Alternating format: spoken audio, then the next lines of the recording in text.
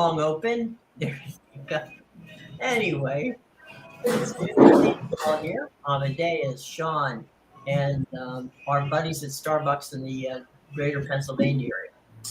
So anyway, when last we left, things were looking pretty good in the good old soccer side of the ball. So what happened last night to make us, go crazy?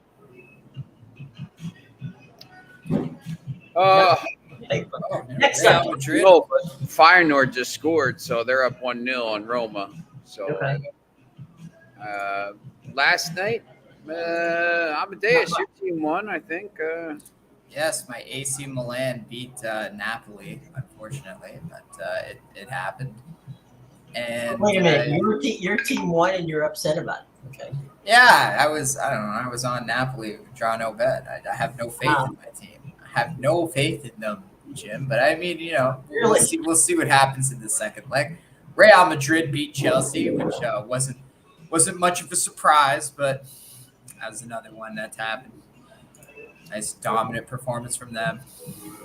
Who's left from the Premier League, Sean, in the tournament other than Manchester City? What's that? Who's left in the tournament from the Premier League other than Man City? Not pretty soon. No one, because Chelsea's about to lose. Manchester United will be left, hopefully, in the Europa League, and West Ham is up 1-0 here in the Europa Conference. So, but yeah, no. Look, I don't know who's beaten. I don't know who's going to beat Manchester City. I don't think anybody can at this point. So those odds went to plus 100. So I don't think anybody's gonna beat them. They're too good. I'm just saying that to wish it into reality. Hopefully, Real Madrid. You've never been wanted. You've never been wanted to be proved wrong more in your life. Yeah. Well, Interesting. I think Napoli's in trouble, but once again, if they get sitting outside now, if they get, they're going to have some players. Anguissa is out, Kim is out for this quarterfinal. They'll have Osimhen back, you'd think. At that point, he's got to come back, because if he doesn't, they're going to get knocked out. But there could be worse things in the world than a San Siro semifinal. I think that would be. I mean, it guarantees an Italian team in the final. That's for sure. That would be amazing. That's always good, don't you think? And then you play in it. You don't even have to travel. You're playing the semis at the same place. So that was pretty cool. No real home advantage. Just a good old derby. That's all it is. That's right. That's sometimes the best thing, right? But Joao Felix treated yesterday's game like his own Madrid derby, and that didn't go very well for him. So the team stinks, man. I just read a story today that you said they'll never do anything. They'll never win anything with Todd Bowley in charge. And it's a little bit early, but just the way he's running the club. I mean, it's such a mess. What are you doing? Well, it's like the old Yogi Berra line, right? It's getting late early. So maybe it's getting late early for him. Yeah, he's not even a full season in, and he's just been an absolute disaster, everything he's done. How much of it's the coach? How much of it is the player? I don't think any of it's really the coach or the players. I think they have enough good pieces to put together. Yeah, you can't blame it. I mean, look, they're on their third coach already, and it's like I don't think anybody, to be honest, can coach that team the way it's set up. I mean, it's like they don't have a 9. They're not. I mean, it's just imagine just trying to go out there and coach 35 players that are, don't even know each other. It's crazy. Yeah, to your point, a while ago, before Buck Showalter went to the Yankees, I asked him what was the problem with some of the teams that probably managed. right now, I said, yeah, I said, it's 25 basically independent contract. But nobody wants to sit around the clubhouse like they used to. They just get out, game's over, they get the card. There's no sense of team. That's what. So I'm assuming that's what you're talking about here. Yeah, that's the thing, right? Like he just went and bought as many good players as he could. Yeah. Not even players that filled needs on the team, Young- just players to keep out of other teams' hands. So. And you're buying young players that are, and putting them on 8-year contracts to get away from financial fair play. But you're also doing that because maybe you hope they get better. But look, they already have 100 players on loan. I mean, that's the big joke about Chelsea. Their players on loan all had their own WhatsApp group, and it's just it's a mess. You can't At run least a they're club. together. You can't run a club like that. So I just, once again, I think they're talented, but what? But they're kind of like Arsenal this year. If they're only playing next year in the FA Cup and the Carabao Cup and the Premier League, they could be a dangerous team because you throw the kids out in the Carabao Cup, and if you win, you win. You lose. Doesn't really matter.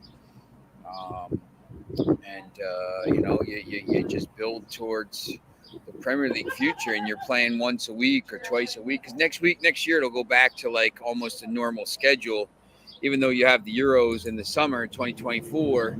So it'll be a little shortened. It's not going to be like this year where you're playing all these extra matches. So they might be in decent shape next year. But once again, you can't just keep buying.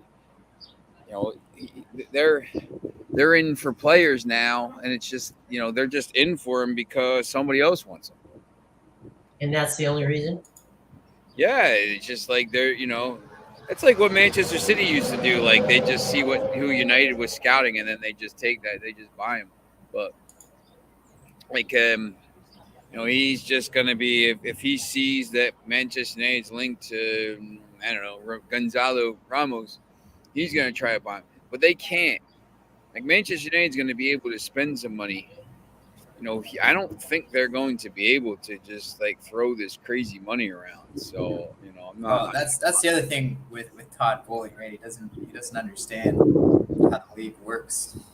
Yeah. You can't just once again I've said this multiple times, but you can't just throw money around every year and just hopefully it sticks like the Padres have been doing in the Major League Baseball or some of these other teams. You have to be able to it's under the constraints of a certain system. So I think they'll be better next year. I mean, they're going to get Enrique, maybe Luis Enrique, or one of these pretty good coaches or somebody. But I mean, for years, to equate what you're talking about, the the Dallas Cowboys did the same.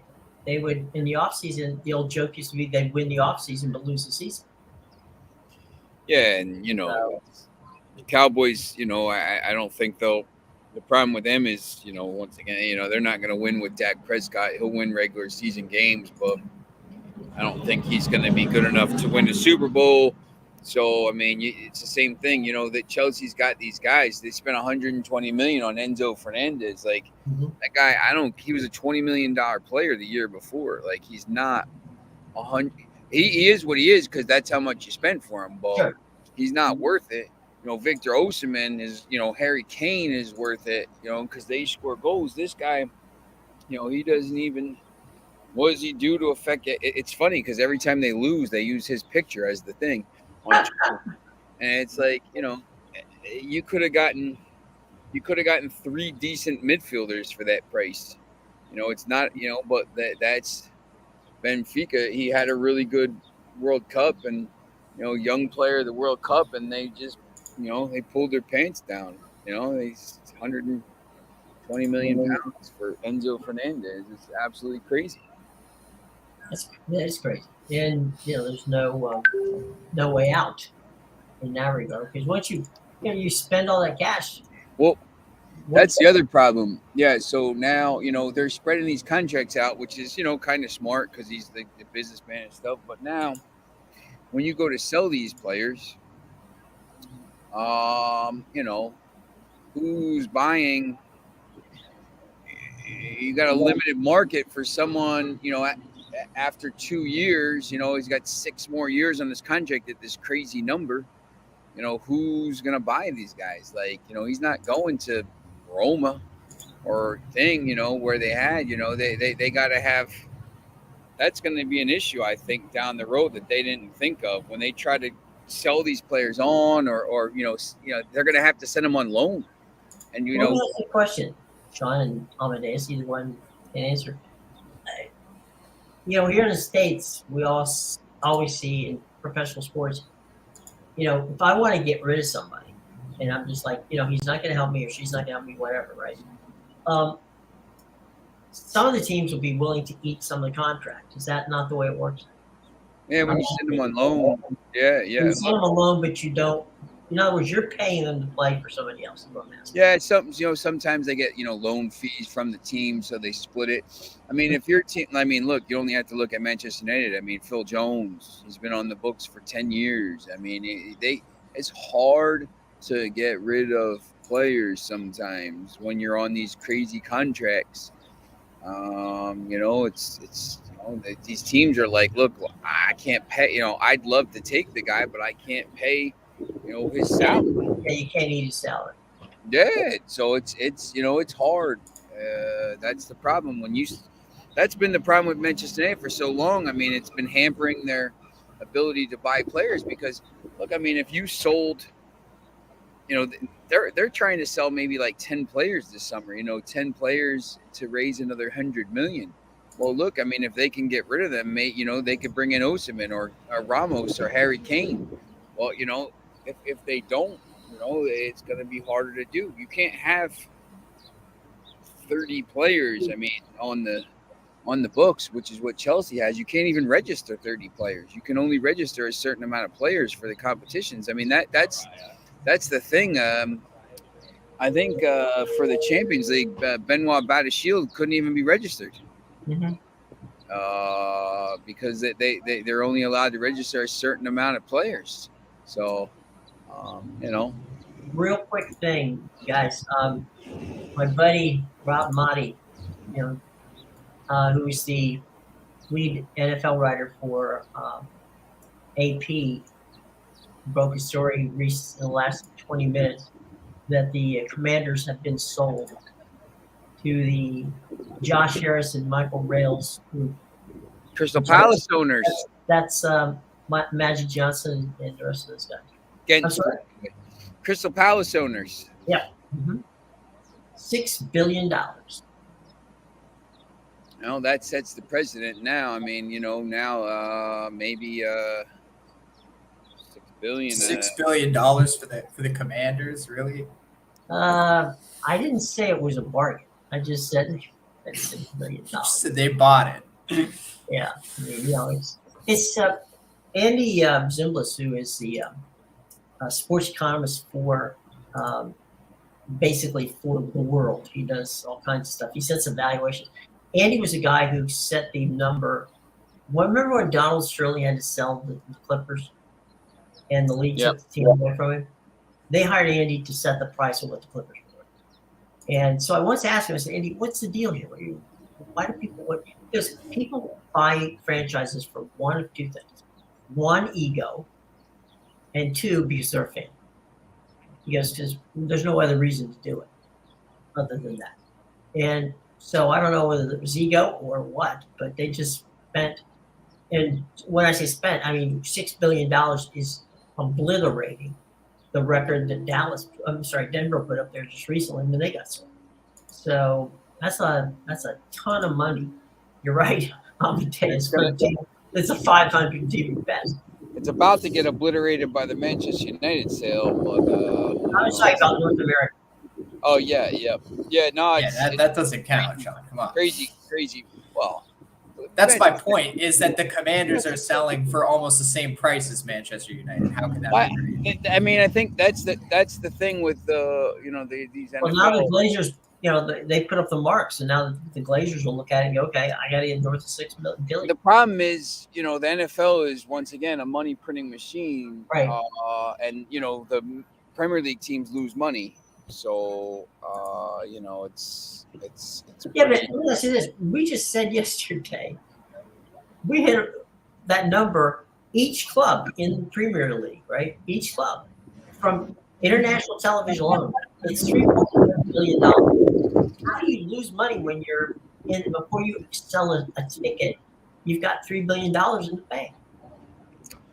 It's just I think the cost of running things in that country is pretty crazy. I know they did. I think 17 of the 20 teams were losing money. Huh. I think the pandemic skewed things, but Leicester and Everton, I think over 3 years lost over 400 million, so they're losing over 100 million a year. But once again, the pandemic, Yeah, there's no fans coming in. There's no the fans and the I think the ticket sales are already because they're season tickets, right? So right. Yeah, I think that's the already counted in the equation. loss, but yeah, I forget what it was. I just know that if Leicester goes down, Hmm. Leicester and Everton go down. Yeah. Especially Everton because they got the new stadium coming up. But Leicester is even worse. If Leicester goes down, they might not be up for a long, long time because Mhm. they'll have they have 15 contracts expiring this year and next year, 8 this year and 7 next year. And they're in like crazy, crazy debt. They've lost like a ton of money. And remember that the original owner died in the helicopter crash. Oh Now yeah, son in charge, and like you have to say, is he, you never know, like if they're yeah. Hmm. as interested as the dad was or whatever. Yeah. So if Leicester goes down, you won't. I would say you probably won't see them for a little while. Like 5 or 10 years. It could be. I mean, you got to bounce right back, and that would be prohibitive. I mean, because they would lose so much money, they Yeah. would have to get rid of like these players, and then you gotta you have to. Here's the other problem. Even if they do stay up somehow, Hmm. they still are going to be like hampered by this. So like once again, you're going to start next season, and you're going to be, I would say they finish 17th. I would say they're probably the favorites to go down, or whoever comes up, because Burnley I think will stay up the way they played. Um, it's going to be them, Sheffield United, and whoever else, Middlesbrough or Millwall, whoever comes up. But they're going to be in trouble. I think they're in major, major trouble. But you don't see that with the NFL teams because once again, like these, Oh, there's a cap. yeah, and they just make so much money. I mean, once again, this guy Josh Harris and his partner here, they now own the Devils, the Sixers, the Crystal Palace, and the And Commanders. yeah. So I mean, he's getting to Stan Kroenke levels. Yeah, he is, and that's I think one of the reasons when Bezos dropped out. I think the thing that was the determining factor is this group very much like you talked about Cronky. They very much want to build their own stadium and take advantage of that sort of retail and all that goes with it, right? Yeah, And that's what Cronky did at SoFi in Los Angeles. That for many years was, if you've ever been out to that part of LA, it's where they're at. It's called the City of Commerce, and it really was kind of a dead zone right off of LAX. And at one end of the parking lot, it was the Great Western Forum where the Lakers play. City of Industry, right? Yeah, Good movie. That was a good yeah, it movie. was a great movie.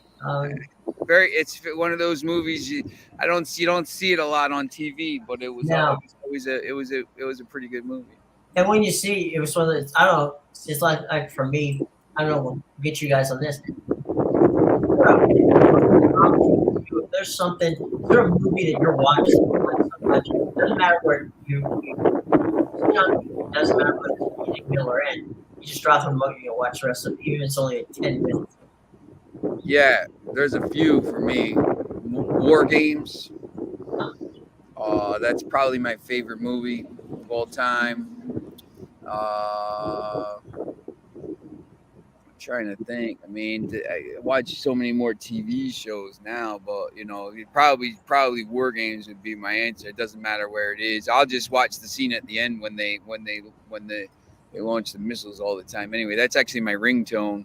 Ah, So, yeah. but we'll know not to get out of the way if the ring is a phone ring. So I yeah, don't know, Amadeus. You watch a lot of movies? Honestly, I'm not too big into movies. Like I'll binge watch a show here and there, but other than that, Yeah. honestly, I watch a lot of YouTube. what's the show you like to binge or have binged? Well, I mean, my favorite show is Archer, so Okay. that's always a classic. I'll go back and watch all whatever this is, 12 seasons now, but it's only really good up to the 6th season, and then it just goes off the Well, it's rails. like you had Breaking Bad and then Better Call Saul, right? Yeah. So Yeah. that was all spin-offs. I- Go ahead. Mine, I Mr. Robot's my favorite, but Sopranos, The Sopranos can't go wrong there. Sopranos and The Wire, the next two, and Peaky Blinders. I like that as well. But Sopranos, The Wire, like before I got IPTV, Mhm. I forget what it was. There was an app, and it just had 24 hours. It was kind of like IPTV. It just had 24 hours, just 24/7 of Sopranos and Wire. So like I would just turn it on whatever You- time, and I'd be You like, were oh, gold. Yeah. season 3, whatever, and then you'd watch a couple episodes or something like that. But now they have that. Now you have that. Just watch the thing. So I always thought that was pretty cool.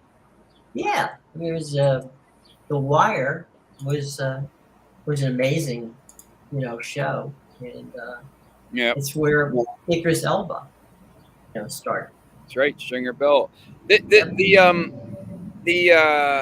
My editor at the paper, Kevin Shea, used to work with the guy. It's the guy that did the Wire, Uh-huh. because it started in the Baltimore Sun. Right. But yeah, movies are weird. I don't usually go to the theaters even before the pandemic. Like I would have to really, really want to go see a movie. I think we saw The Joker in the theaters. Maybe I saw Blade Runner 2049, and I'll see Oppenheimer in the summer. But now you could just watch them. I mean, they're on your Fire Stick in like a week after they come out. But it's for me, it's hard, like to sit there for 3 hours and kind of dedicate your time to a movie for 3 hours. Right now, I don't know. I'd rather be sleeping, I think. Nothing wrong with that. Nothing wrong with that at all. Yeah, yep. Just thought we'd get a little pop culture for the afternoon. So, all right. Well, the NBA playoffs started last night. You started Tuesday night, last night. Any surprises for you guys? All the underdogs covered or won Yeah. straight up. I mean, 3 of them won straight up, I think. We talked a little. We started to talk a little bit about it with Paul on the Margao Football Daily, but the series prices to me are, you can't take the Hawks against the Celtics. I mean, that's going to be quick. You can't take the Sixers because it's minus 835. Clippers Suns, I think, is going to be really good series, possibly. Yeah. Warriors Kings is going to be good. I think the Lakers and Grizzlies will be good. Everybody's on the Lakers in that series, but I don't know. I still think Memphis is pretty good. I think John Morant's going to have a little bit of a chip on his shoulder from all this stuff in the season. But yeah, the Julius Randle, if he plays against the Cavs and he's close to 100%, that's a good series because the Knicks, beat the Cavs on the road. But if Randle's not playing, I think that's a bad series. I think the Cavs could win that pretty quickly. Yesterday, Amadeus was all over the Raptor situation, and he was right on that one. Yeah, I said DeMar DeRozan had a chance to keep the Raptors out of the playoffs after they traded him away for Kawhi and then won the championship. So he Damn you people, damn you.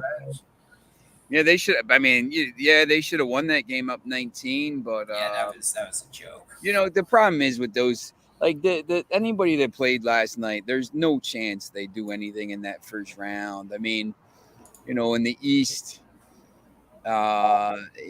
who's maybe Miami could win a game against the Bucks. I mean, maybe at a stretch too, but they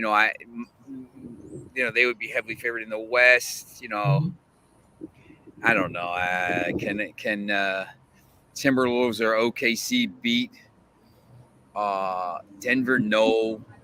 Could they win a game? Maybe. Tampa Bay Rays live, even money. Yeah, look, that guy. The guy that's pitching for Tampa today is he's got that nasty slider. They win today, they'll tie the record for most wins to start the season, 13, and 4 straight sweeps if they win today. That kid is nasty. He's got nasty stuff. He's got a 0 ERA after 2 games. Jeff Passan picked him to win the Cy Young in a story. So I think, Bill, you're on to something there. We actually just talked about that, Joe Wiz and I, in the studio. See what that is now. They're plus 100. They're down 2-1, so that could be a decent play there. Baseball is weird. Athletics and Orioles. I think that just started, and it's 7-6. That was the biggest. What? It started. The A's right now? Yeah. What's that? They just started, and it's 7-6 already. Yes, it's it was 7-3 like 2 seconds ago. What the hell happened? It's the A's might be the worst team of all time. Well, I mean, I understand, but good Lord, top of the fourth. It's top of the fourth. It's 7-6, top of the fourth. It's the Orioles giving up runs too. Baltimore scored 3 in the second, 4 in the third. Oakland scored 3 in the third, 2 in the fourth, and they're still batting with two runners on. I mean, it's the state of this is like high school pitching in Mercer County at this point. The state of the pitching in this game, in this league, thereof. I just think that's okay. Amadeus got on me for my fanboying Kershaw, and it's amazing to me. Like he got racked. Yeah. You know how sometimes people are always like. I get annoyed, when you say back in my day or whatever like that. And people are talking about like back in the day, but like, I mean, with sports, it's crazy. Like, I think the level of play in basketball and baseball has regressed. Yeah, the fundamentals part of it. Yeah, my guy, the NBA. My guy Chris Patero is the special assistant to Billy Bean. He's from Hamilton, my hometown. Played in the majors, but the NBA and baseball has regressed. Football it's getting bigger and stronger. The players are getting faster, bigger, stronger, and the game has changed because it's not running anymore; it's passing. So it's just changed. I think maybe hockey and and soccer is getting better. The players are getting more fit and stronger and stuff like that. But, you clearly, the game of baseball right now, I mean, it's just the pitching stinks. It's too watered down. And they're talking about expansion when they need to get rid of 2 teams. It's tough. Man. You can't. Well, that's the thing. It's the same thing with the MLS. I mean, they want to keep expanding to how many teams are you're just going to go to 40 teams. The other thing, how about this? So, the MLS schedule, 14 7:30 games on Saturday. The Red Bulls and NYCFC are playing at home at the same time on Saturday night. What? I mean, it's not in the same state. one is in New Jersey, one is in the Bronx. But yeah, it's like, and they don't, but like, yeah, it's a little crazy, right? I thought I was like, am I nuts with that? You always schedule people. I mean, like we live, the Orioles and the Nationals are 40 miles apart. Okay, the Orioles and the Nationals are never home at the same time. Yeah, it's the same The thing. Nationals will come in. The Nationals will come in this weekend and play at home. The Orioles will leave Camden Yards after today's game and head, wherever the hell they're heading. But that's This weekend for the MLS is there's all the games on Saturday except for the Traffico is Sunday at 4:30. I think that might be the made up one. But yeah, no, I don't understand. I know people are raving about the actual coverage. Yeah. I know people are raving about the job your brother is doing out there with the coverage, but they're just about like some of the other stuff, this money grab with the this Well, he's not crazy about 11 games starting at 7:30. Yeah, Because, handcuffs him. Yeah. You get handcuffed because now that's it. Hey, we don't have you don't have announcers to do the games. Well, where are you going to find 25 announcers on the same day at the same time? Like you can't. It's the same thing, Too bad the USA doesn't take baseball seriously compared to the Dominican Republic and Latin American countries. Though it's weird here. Baseball is, I think more people are maybe playing lacrosse. The younger kids, golf is getting big and stuff. But baseball is becoming a little more specialized. Just because of travel baseball now, it's so expensive. I mean, travel baseball is becoming like travel hockey. It's a little crazy, to be honest. Yeah, the other thing too, what's caused baseball to be out of the main, right, is really one of them anyway. The determining factor is the amount of money it costs to insure the players. Yeah. Yep. So you have to be careful of that too, because you can price yourself right out of what it costs to play baseball because you can't afford the insurance. Yeah, that's right. Roma's still losing 1-0. Ghent and West Ham still tied 1-1, and we're less than a half hour away from the greatest team in the world taking the pitch. Okay, so the Commanders will be playing here. And no, Foxy, it's not Newcastle. Just saying. Newcastle's not in Europe currently. They're out of town. So, all right, cool. Will be next year, though. They will, yeah, and for the foreseeable future. I talked to somebody about this right now. I think the new powers are, well, not new, but Manchester City, Arsenal, Newcastle. Arsenal, they're as long as they're in the Champions League, Kroenke and all this stuff. I mean, they'll spend some money, and now they're set for a long time because they have a squad of players that are pretty good and young, so they're in good shape. Obviously Manchester United, if they get bought, but they have same thing, young players. They're going to spend money. I think they're set for years. Manchester City's Manchester City. Newcastle, obviously, richest team in the world. I think some of these other clubs now, Tottenham, that window might be getting closed shut pretty quickly. They'll always be in and around it, but I think when Kane leaves, I think they're in trouble. It's hard to find players like that, and I think if they get knocked out of the Champions League spots, I think they're in trouble. Liverpool, I think, could be in trouble. Chelsea, this guy's always going to spend money, but it's a disaster. Maybe at some point they'll get it correct. And you got all those other teams. So Brighton will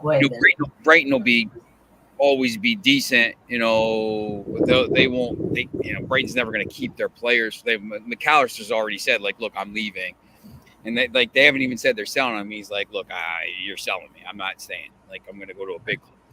So get me the hell out of here. Yeah, that's right. Let me ask you a question, guys. is there much betting on USFL? I think so. I think, That comes back this week. yeah, I think the other league is doing all right. The XFL, I think, with betting. I mean, they've prioritized it. I mean, look, it's football, so I just I try to watch the games, and I'm always busy. Like football fans will do it. The spring is tough. The NFL is just so entrenched. I think there will be. It's in with the. Obviously these two leagues are trying to help. Get helped out by the NFL. So I think there could be, but it won't be. It'll be like a shadow of the fall. Well, yeah, I think the theory of the case is that they're trying desperately to be, for one of them, to become the de facto, minor leagues for football. And I mean, that's what they try to do. It doesn't always work, but that's what they're hoping to do. So there's that. How about CFL? I mean, it's not playing right now, but is that a betting thing? I think you can. I mean, I think sometimes with these other leagues, you can build a soccer, have a draft. There's an open market. MLS is a draft. Everywhere else is an open market. You can, sometimes the specialized leagues are easier to win games because maybe the bookies aren't as sharp. Maybe there's someone has more information. So That's exactly true when it comes to the CFL. They don't have a good grasp on it because it's got different rules, right? There's different scoring. It's more strategy than the NFL. Mm-hmm. But I don't know. Personally, I don't like the CFL. I don't watch it. I always argue, sometimes Chuck going by, you can make more money on the Romanian league or Cluj, whoever, than you can on the Premier League games, because the Premier League games, the people are sharp. Everybody knows. Sometimes those other leagues, so CFL, sometimes USFL, it could be easier to do. Yeah, definitely. Well, from Amadeus, is there a lot of wagering on the CFL in Canada? Yeah, it depends who you talk to, right? There's people like me who don't like the sport, and there's other people who love the CFL more than the NFL. But it all depends, right? It's split, really. Well, Sean, you brought up a point a couple minutes ago about expansion. I personally think that the MLS expanded way too soon. And I mean, because Major League Baseball is not going to expand. I mean, they say it, but they only do that because they want, cities to, show how badly they want them. Because the next, if you want into the league, right, and you're a new city, you're gonna have to spend a minimum of $3 to $4 billion to get in the league. That's before you pay a single player. Yep.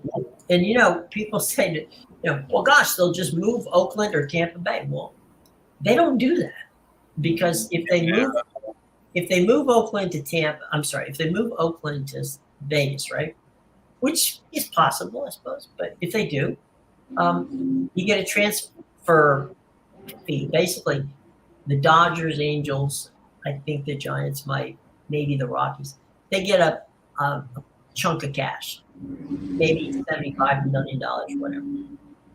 If that was open territory and they could expand, then, as I said, you got $4 to $5 billion, $3 to $4 to $5 billion.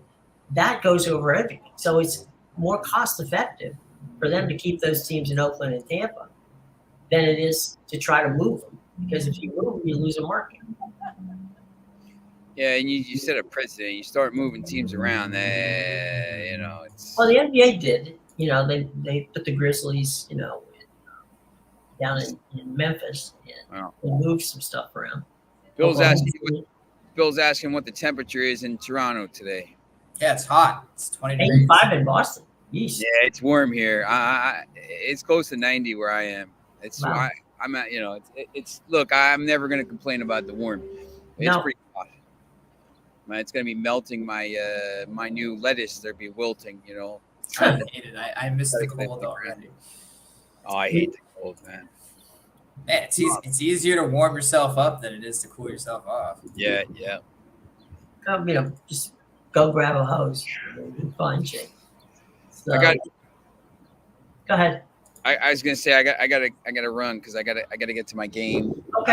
I gotta get to my game before the real game starts. But we got two nationally ranked Hun against state ranked Bergen Catholic here, so it should be a good baseball game.